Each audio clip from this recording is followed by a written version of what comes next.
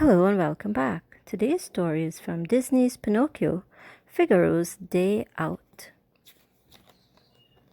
Figaro scowled at Pinocchio from the corner. Ever since the blue fairy had brought the puppet to life, things had changed. Before Figaro had eaten all his meals beside Geppetto, and he had been the one the wood carver told his stories to. But now it seemed like Geppetto only had time for Pinocchio. Suddenly, a dragonfly flew past Figaro's nose.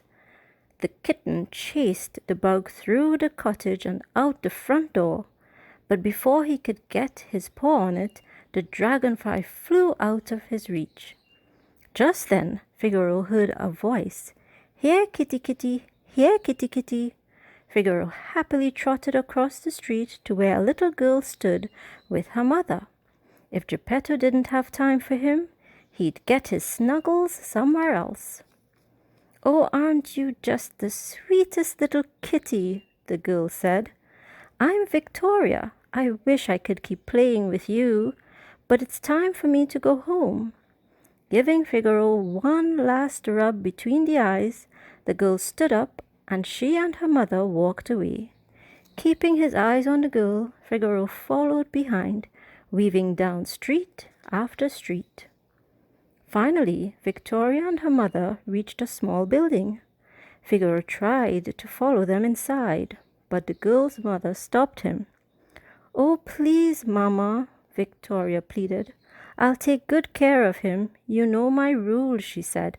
"No animals." "I'm sorry, Kitty," Victoria said. "I'm not allowed to have pets. You go on home now." Figaro looked around. He had been so focused on following the girl that he hadn't paid attention to where he was walking. He realized he had no idea where he was. Nothing looked familiar. How was he going to find his way home if he didn't know where he was? Figaro began to walk, but soon it started to rain. Figaro thought about the last time he'd been so wet. He had been outside playing while Pinocchio and Geppetto did their shopping, when suddenly it had started to rain. By the time the two got home, the poor kitten was shivering.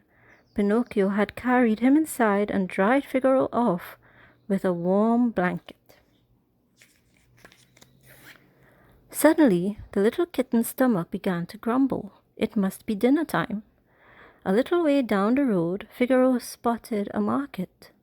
Looking up at a fish seller, he meowed, but the man just swatted him away. "Off you go," he said, brushing Figaro aside with a broom. "Go and find your food somewhere else." Figaro's stomach growled again. It seemed that he might be going to sleep hungry. At the thought of sleep, Figaro yawned. Perhaps it would be best to find a place to spend the night. Spotting an empty step in front of a shop, Figaro lay down and put his head on his paws. The little kitten began to whimper.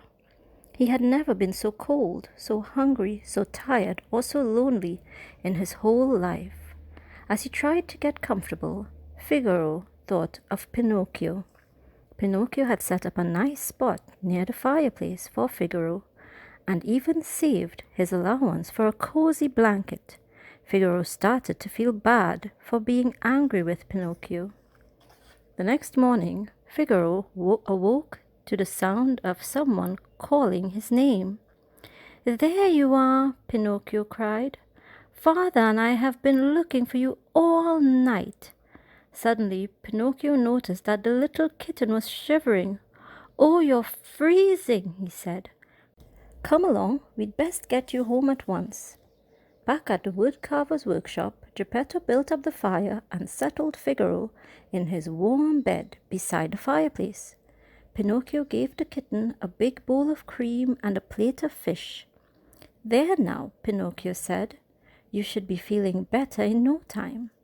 Geppetto smiled at his son. "You take such good care of Figaro.